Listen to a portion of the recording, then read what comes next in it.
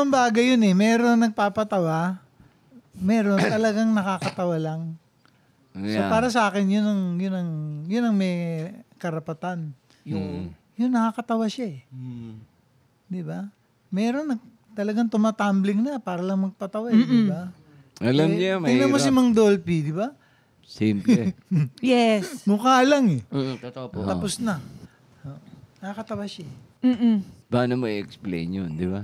Napapag-aralan ba yun? Sila naman, wala silang mga workshop.